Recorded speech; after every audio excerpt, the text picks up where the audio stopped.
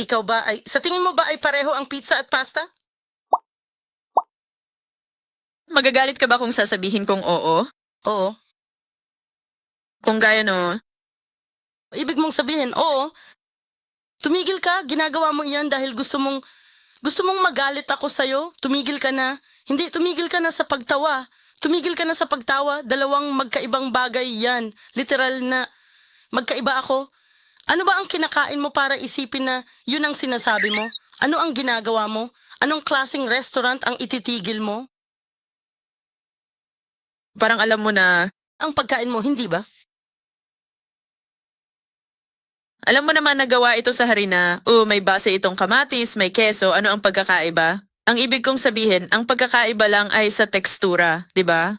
Krema? O May mga sangkap sa mundong ito na pwede mong dalhin. Kahit ako, hindi alam na ang tinapay ay gawa sa harina, pero hindi mo masasabing pareho ito ng pasta, At kung kakain ka ng tinapay at ketchup na gawa rin sa kamatis, hindi mo masasabing pareho ito ng pizza.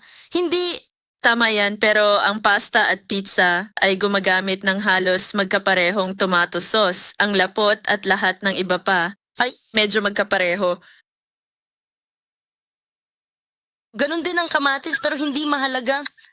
Ito ay, Parang bang, syempre parang, ano? Ano ang punto rito? anong ibig mong sabihin? Ano ang punto? Kaya sige, ang sarsa ng kamatis ay ginagamit sa maraming putahe, di ba? Oo, meron ka ring sopas na kamatis na may tinapay pero hindi mo sasabihing pareho lang ito ng pasta.